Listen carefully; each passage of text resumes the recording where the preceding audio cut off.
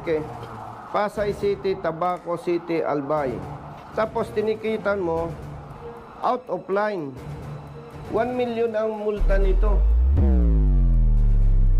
Brother, with... Hello guys, good morning. This is my Simple Journey TV. So ayun na nga guys, panibagong reaction naman po tayo ngayon.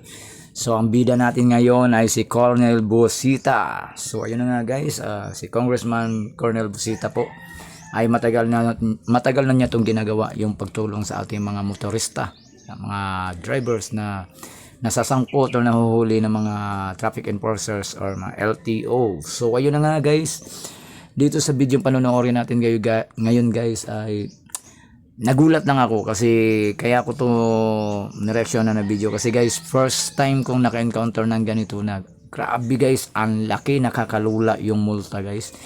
Hindi ko akalain guys na mayroon palang ganun na multa. Yung sipin mo yan guys, tumataginting na 1 million pesos isos. 1 million guys ang multa ng yung out of line.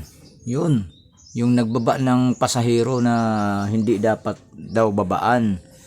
Pero ang ko lang guys, kawawa yung driver guys. Isipin mo yung 1 million guys, saan kukuha ng ganun kalaking pera guys yung driver guys.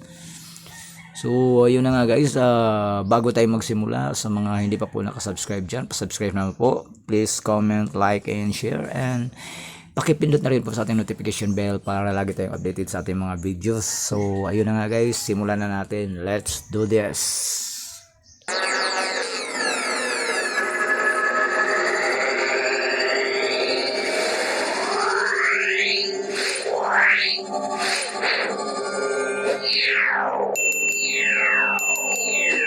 Kayong matchaong. Patsaong niya saan na po? Patawag nyo. Okay. Halika, brother. Good morning. Brother, good morning. Kumusta? Long time nyo kasi. Ikaw lang eh. Gumantan lalaki ka ngayon ah. Pag pumupunta ako sa Congress, busy ka eh. Ay, hindi kita na sa lubong nun. Brother, ta. Hindi kayo busy? Hindi naman, may driver lang na dumulog sa amin. Sige siya. Halika, brother. Morning po. Morning po sir. Nandiyan na ba yung enforcer ninyo? Yeah po, si Machao. Sinong ating adjudicator? Si Sir Adrian. Ito po. Ni-request ko yung presence ninyo. Kasi brothers, alam nyo, pag may dumulog sa aming opisina, nakita namin na may mali nga Apo. sa apprehension. Yes. Hindi kami nag-a-advise mag-contest. Kasi katulad niya, taga Bicol. Galing pang Bicol Albay. Nahuli ng enforcer ninyo. Bakit ko i-advise mag-contest? A-absent sa trabaho. Mag-i-schedule ng hearing. Mag-i-schedule kay brother ng release ng resolution. After nakita ninyo, mali ang apprehension, cancel ang huli. Hindi babayaran ang danyos. Hindi pinaparusahan ng enforcer na nakitang nagkasala. So, lalong malulubog sa perwisyo. No? Brother Matt. Kaharap ko yung magagaling na LTO personnel. Mas magaling ka po.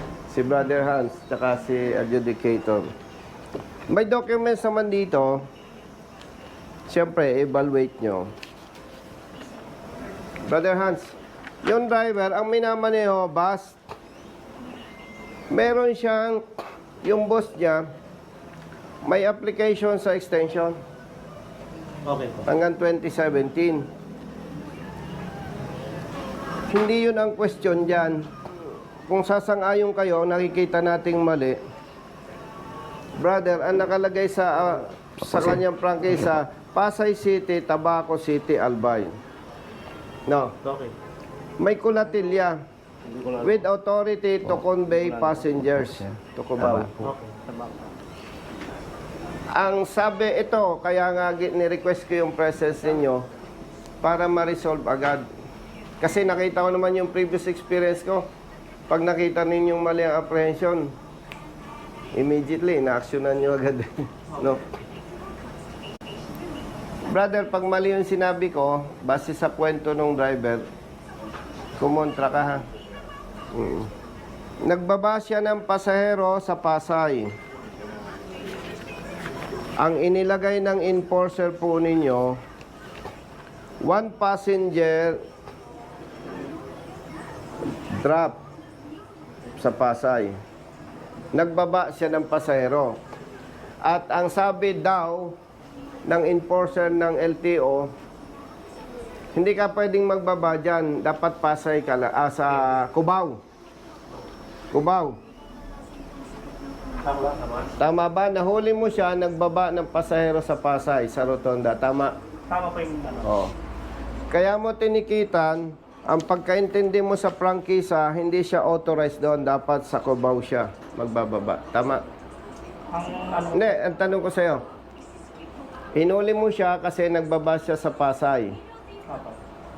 Eh, ang sinasabi mo sa kanya, authorized lang siya dapat sa Cubao, Quezon City. Tama? Mali po, sir. Anong sinabi mo? Ang sinabi ko po, authorized na magbaba ng, kasi po regarding po sa provincial basis po, sir. Oh. Regarding po sa Memorandum Circular 2019-001, sir. Oh. Ang pagbababa po ng pasahero sa limang provincial bus, sir. Doon po babawat ng bababa, sir, sa PITX po. Sa PITX. Para niya kayo, ano, Ibig mong sabihin, hindi siya authorized magbaba sa Pasay. opo.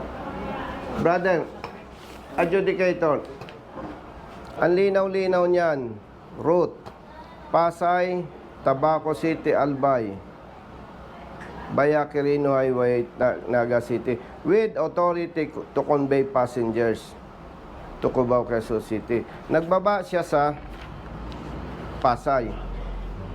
Tinikita niya, dahil ang gusto niya sabihin, doon lang siya pwedeng mababasaan Sa Paranaque, sa PITX po, sir. sa PITX. May terminal kayo sa Pasay? Mayroon po, sir. Saan? Sa Dun Aldrin po. Hmm. Sa dating Gold Line Terminal po yun, sir. Malapit dito. Sa tapat po mismo, sir. Tapat ng binabaan mismo. ko. Oh. Saan ka pa, sir? Galing pong Bicol, Tabaco po. Ang linaw, brother. Oh, baka ito si Brother Hans, oh. Sa franchise po, okay na. Wala namang Oh. question. Oh, malinaw.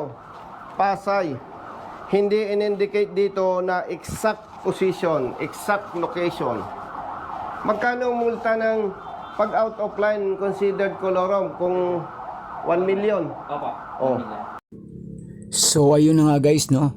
Grabe yung multa ng ano na yan guys, 1 million. 1 million palang multa niyan kapag kayong out of line. Nagbaba ka sa hindi dapat na pagbabaan. Pero ayun na nga guys, may nakita kasi dito si si Colonel Busita na mali yung paghuli.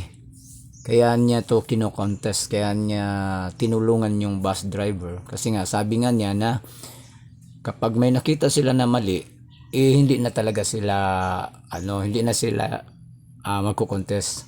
Pero kapag nakita niya na may laban sila sa talagang tutulungan niya yung dapat na tulungan. Ang masaklap lang nito guys, grabe ang laking abala guys ng driver guys. Kasi nga ilang araw siyang walang pasada, wala siyang kita, tapos 1 million saan siya kukuha ng pambayad nun? Papaano kung halimbawa hindi siya makabayad, ano yung magiging kaparusahan niya? At kung sakasakaling napatunayan na nagkamali yung traffic enforcer, yung LTO na nakahuli sa kanya, ano naman ang magiging kaparusahan ng LTO na yun, yung traffic enforcer na yun na nakahuli sa kanya? Di ko sukat akalain guys na mayroon palang multa na ganito kalaki, 1 million sa isa. Kaya saludo kami sa iyo sir, Colonel Busita, sa ginagawa mo sa ngayon ay congressman at tumatakbong senador. So ayun na nga guys, ano pa bang hinihintay natin? Isama natin sa line up natin yan guys, dahil matagal na niyang ginagawa yan. Panahon pa ng nung nasa serbisyo pa siya bilang pulis, matagal na siyang tumutulong. Hanggang sa magpasa hanggang ngayon, talagang ginagawa niya yung tumulong sa mga na naaabuso na mga katulad nating mga driver. Brother, Walang nakalagay na specific eh. Pasay City, Tabaco City, Albay. Tapos tinikitan mo, out of line. 1 million ang multa nito. Bali po kasi sir, Oh. doon Tsaka po, muna, ilang taon ka na sa service? 7 years sir. 7 years. Adjudicator, hawakan mo ang papel. Kung i-check na rin namin siya, no, kung talaga naman tama si sir, outright dismiss na namin para regarding sa... Kasi ito, brother, ang mabigat dito. Nahuli siya ng July 23. And ngayon is 30. 1 week na. Opo. 1 week na siyang walang hanap buhay. 1 week nang nakagarahe ang bus. Brother, with all due respect, yung tao natin, turuan natin, ang laking perwisyo eh. Sige ko, wala namang problema regarding sa apprehension na kung talagang mali si enforcer natin, tutulungan naman. Hindi, ang gusto natin, kayo naman ay professionals at talagang kayo yung proper authority to decide. Kailangan ma-resolve ito as much as possible today kasi ilan ang anak mo, kapatid? 4 po. 4. 2 college po. 2 college. 7 araw na siyang walang hanap buhay. Ang buso mong anak, ilang taon? 60. 6 years old. Imagine, oh. Ay, alam mo yung anak, yung pamilyang mahirap, brother. Isang araw lang hindi makapaghanap buhay. Gutom ang buong pamilya. Hindi na namin ano po. Oh, brother. Oh. Galingan nyo. Kung tama ang panghuli ninyo, wala akong pakialam. Kahit pakapamilya ko. Imagine, ang ginugutom mo, buong pamilya. Yan o. Brother Hans, hindi naman ako mag-abala dito kung alam kong tagilid ang laban eh. Kasi wasting time. Yes po. Yan o. Nandyan sa ano. Hindi, okay na po. Naintindihan ko yan. 31. Ano sinasabi mo? Na memo na ano. Regarding po dun sir sa ano, mga provincial buses po na allowed lang po silang magbaba ng pasero. Doon po sir, sa PITX o mga galing po ng south. Maging specific tayo, brother. Ito ba yung binabanggit mo? Ito yung binabanggit mo? Opo. Itong naka-highlight binabanggit mo? O, basahin mo. Basahin mo para magkaintindihan na tayo. Brother Hans, Yes po. itong memorandum na itong binabanggit mo? Po. Brother, ito yung binabanggit niyang memorandum, yung galing sa'yo. Wala po. Sarong simana na po. ako Road dyan sa amendment. Manila. Po nagpapalo po ako kay Nita. 2019. Ito yung binabanggit mo, ano? Naka-highlight dito, oh. Cubao. Ang binabanggit ng enforcer natin, ito, oh. Basahin natin. All the routes of provincial buses coming from the north with terminals along EDSA are temporarily amended to end at Valenzuela Interim Terminal, and those coming from South Luzon, Visayas, and Mindanao with terminals along EDSA in Cubao, Quezon City will end at Santa Rosa Interim Terminal, while those coming from South Luzon, Visayas, and Mindanao with terminals along EDSA in Pasay City will end at Parañaque Integrated Terminal Exchange PITX. Hindi sinabing magbaba sa PITX. Kumbaga, brother, yung ruta niya, yun yung ending Opo. line. Hindi, brother, sinabing doon siya magbababa sa PITX.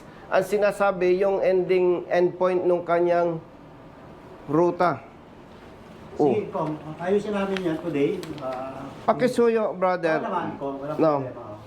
And ang request ko, after you evaluated all those documents, ito naman, di ko kilala siya eh, walang personal eh. Bigyan natin siya ng corresponding administrative sanction. automatic naman yung po. Once na talagang liable siya sa wrong apprehension, ginagawa naman po di regional director natin.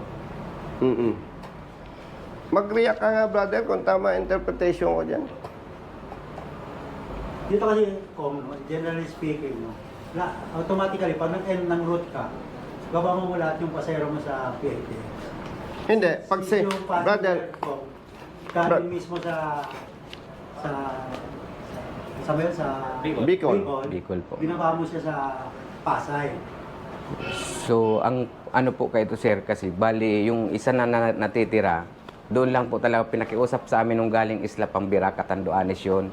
Nakiusap Kung siya. sa ano po, pinakids na sa amin ng nanay na doon ibaba sa terminal namin sa Pasay. Kaya Brother, po, hindi po yung excuse me. bumaba sa ano. Hindi po yung Tingnan bumaba natin. sa PITX. May terminal sila sa Pasay, Opo. no? Ang binabaan mismong tapat. Tapat po sir mismo ng terminal. Wala naman akong question kung Yes. dito lang naman. Wala naman, brother, sinabi dyan na siya doon lang pwedeng magbaba sa PITX. Opo, wala naman dito. Walang sinabi. Ang sinabi, brother, parang ganito yan eh. Yung sasakyan niya from Bicol hanggang dito lang. Siya pwede. Walang sinabi dyan, sa PITX ka lang pwedeng magbaba. And at the same time, may terminal sila doon sa Pasay na kung saan doon siya nagbaba sa tapat mismo.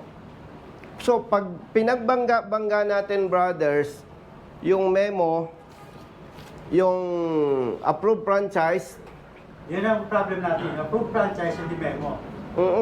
Yung memo, yung franchise na kasi 2016 issue. So, ang kanyang prangkisa, expired, di ba? May request siyang extension. Opo, no problem. Nabanggit mo, Wala no? naman question dyan, sir. Hindi, nabanggit mo eh. Dahil nga, sa punto na yan, ang problema sa parte ng LTFRB. Bakit? 2019 pa sila nag-apply ng extension. Hanggang ngayon, nakabinbin, di natin alam sa LTFRB. Ngayon, nakausap ko si Asik Bigor Mendoza at napakabuti naman, naglabas ng memo. So yun na guys, maraming salamat po sa panonood. So yun, sa mga hindi pa po nakasubscribe dyan, pasubscribe naman po at pakihit na rin sa ating notification bell para lagi tayong updated sa ating mga videos. So yun na guys, medyo curious lang ako guys, medyo may katanungan sa isip ko kasi sa nakita ko dito sa amin may nangyari kasing ganito guys, na yun nga, hindi siya nakabayad ng multa kasi nga nawalan siya ng hanap buhay, nawalan ng trabaho. So ganun din kaso, nahuli. Pero ang kaso naman ng isa guys, U-turn, dahil lang sa U-turn. So nang dahil sa U-turn guys, hindi siya nakabayad, hindi niya alam na nagkaroon na pala siya ng warrant of arrest. And nung kumuha siya ng NBI, doon siya sumabit. So ang yun, talagang abala sa kanya, pumunta pa siya ng ng justice, so para maayos niya yung tsaka sa awa ng Diyos na dismiss naman. Pero yung isa ko namang kakilala na nahuli guys, dahil lamang sa yung wearing slipper. So wala siyang pambayad talaga guys, kasi nga hindi na siya nakapasada kasi wala nang may tiwala sa kanya na magpasada pa siya. Kinuha na siya ng kasi tricycle driver siya guys. So dumating yung punto na talagang nawarrant na pala siya, pinuntahan siya sa bahay nila, sinundo ng taga sa IDG yata yun or something, basta nahuli siya. So nadala siya sa kulungan, wala siyang pambayad at yun ay nakakulong ng mga ilang araw. So nung nakagawa na ng paraan paano siya makabayad, so nakalabas naman siya guys. Pero yun ang ko guys, kasi nga talagang malaking katanungan yun sa isip ko guys, kasi isipin mo yan guys, yung kulungan guys, ginawa yan para sa yung mga nagkasala sa batas, yung mga criminals, yung mga pero kung nakulong ka dyan dahil lamang sa simpleng violation sa trapiko, yung sabihin natin na wala kang ilaw, napundi yung ilaw mo, wala kang helmet, or nagkasuot ka ng tsinelas, so malaking question yun guys, na para bang isa ka na rin criminal kasi nakulong ka dahil lang dun. So yun ang ano ko guys, medyo concern ko, tanong ko, ewan ko lang kung sa buong Pilipinas ba yan naka-implement na batas or dito lang sa amin sa LTO namin dito or sa buong Pilipinas ba yan. So ayun na nga guys, nagtatanong lang po ha.